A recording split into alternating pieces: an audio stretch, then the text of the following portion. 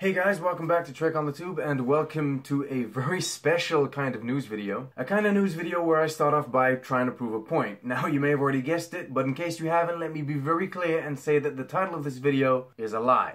Yep, sorry, I'm sorry, I had to. It's part of the point I'm trying to prove.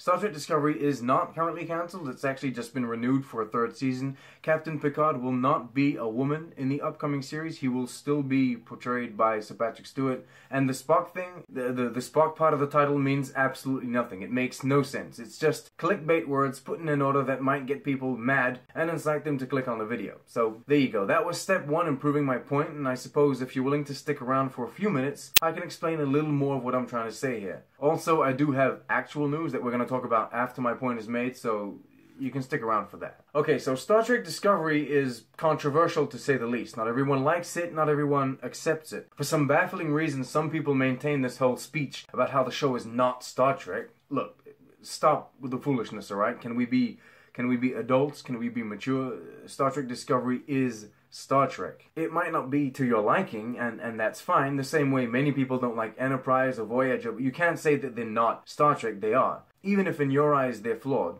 Simply put, you don't decide what is and what isn't Star Trek, the owners do. You don't have to like all of the iterations, of course, and when a franchise has lived and thrived for over 50 years, eventually there's bound to be something you don't like, right? And I mean, that's fine. That's life. What isn't fine, however, is this growing trend on YouTube where channels straight up lie about Discovery, about CBS, about Alex Kurtzman, about the upcoming Star Trek shows, and about Star Trek in general. And I find it so sad, so pathetic and childish.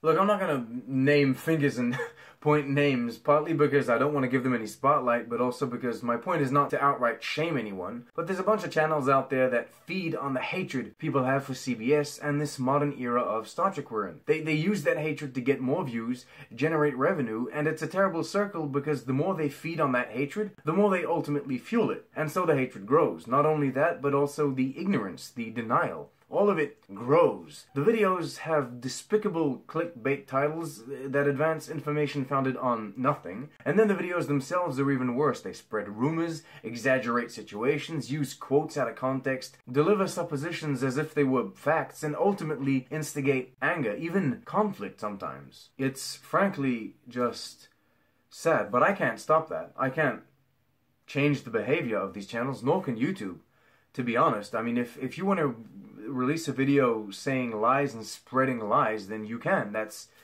ultimately your choice. You're allowed to. I can't give these channels a moral compass. What I can do, however, is ask you, the viewer, to maybe interrogate yourself a little more when watching content on the internet. Think about what's being said, analyze the information on screen, and try to figure out whether it's bullshit or not. Does it seem logical, probable? Does it make sense? And come on, there's always ways to verify information. Consulting trusted news outlets or Star Trek-focused blogs such as TrekCore or Trek Movie, for example. Another simple way to make sure what's being said is at least based on valid information is to check the description of the video for sources. Every bit of news I talk about, for example, is accompanied by a link in the description to the original article. That way you know I'm not just making stuff up. The worst thing is these channels are followed by people that consider themselves true fans of Star Trek, real fans of Star Trek. I understand if you don't like Discovery and the direction in which Star Trek seems to be going. If I'm honest, even I'm not totally on board. But as a fan, as someone who cares for the franchise, or at least someone who claims to, wouldn't it be common sense to try and dig up real, official, factual information, rather than become part of a mindless internet mob?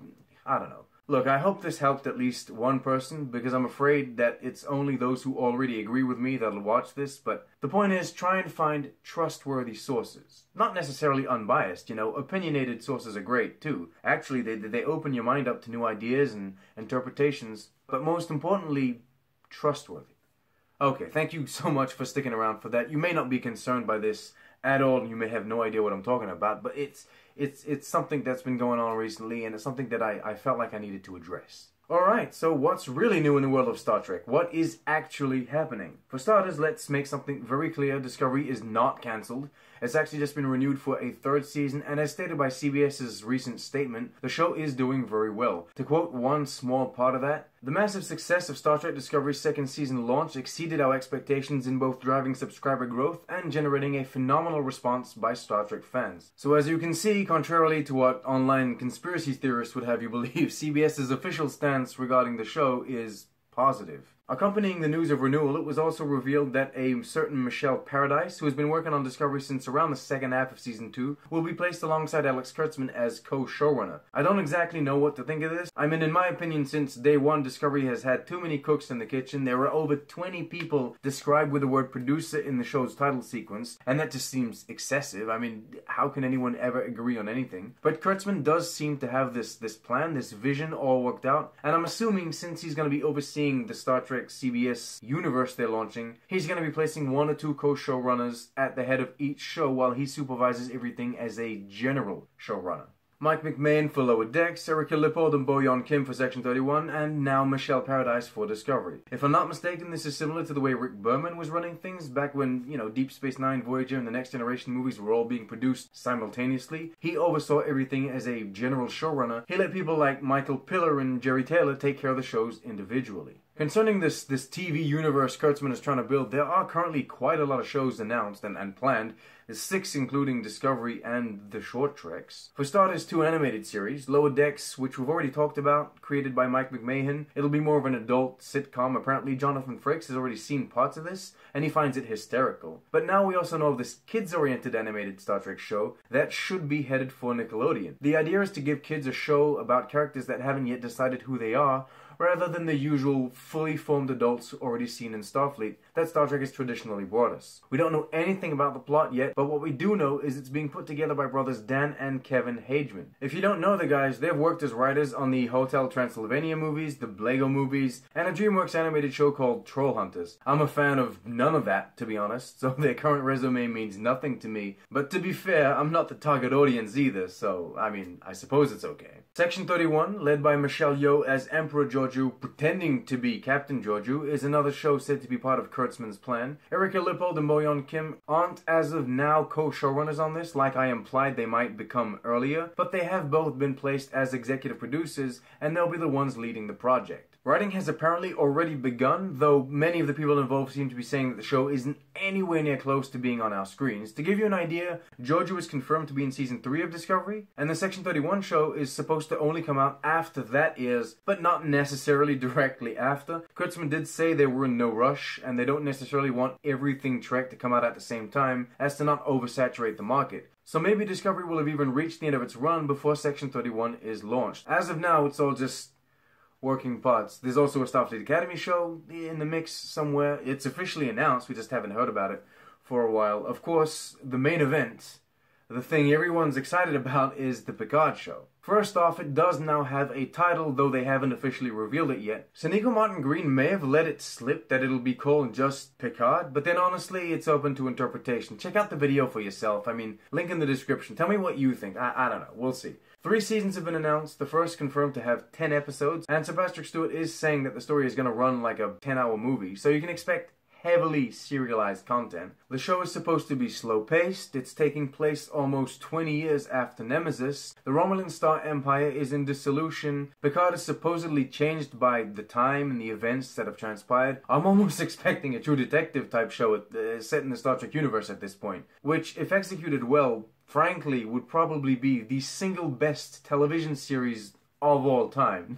No pressure, Kurtzman, no pressure. Side note for those that are a little confused, the 3 most recent movies featuring the younger versions of Kirk, Spock, and McCoy are now referred to as the Kelvin Timeline movies, because they tell the story of the events taking place in the Kelvin Timeline. All of the other Star Trek movies and all of the TV shows take place in the Prime Timeline. Now, there seems to be confusion as to where the Picard show is going to be placed. It will take place in the Prime Timeline. There is no question, no doubt about it. To make things simple, Star Trek, the 2009 movie, shows us that the destruction of Romulus in the Prime Timeline created a situation where Spock and Nero are flung into the Kelvin Timeline, where most of the first movie and the 2 other movies take place. However, the Picard show will pick up after the destruction of Romulus, but rather than go where the movies went, it will continue the Prime Timeline story. Thus, finally moving the Star Trek story forward. Legally, no one really knows how much CBS can lean on the Star Trek 09 story for the Picard show, but Kurtzman did write the movie, and he is showrunning the show, so it's safe to assume he'll make sure everything at least makes sense. And that was a perfect transition into news about Star Trek 4. Yes, it's the 14th movie, but it's commonly referred to as Star Trek 4 because it's the 4th of the Kelvin timeline. Ugh. The project still seems to be on hold. S.J. Clarkson was set to direct it, but now she's off working on the Game of Thrones spin-off pilot, and all we really know about the movie is that Zachary Quinto and John Cho would still like it to happen. Look, it is too early to say that this series of films is over, but I would say there's no use holding your breath for anything to come out anytime soon. Okay, that's it. That's the news. All of the links are in the description if you want to check them out for yourselves, as I was saying earlier. Thank you so much for watching. I hope I was able to make my point clear, by the way. Star Trek, if all goes according to Kurtzman's plan, is going to become very big in the next few years, or should I say bigger than it already is, and you'll probably see more and more channels out there trying to bank on that success. I really hope it's the channels that bring us either original and creative or factual content that will grow, rather than the clickbait liars. Again, thank you for watching. Remember to like, subscribe, share with your friends. If you want more regular news updates on everything Star Trek related, then you can drop by my Twitter.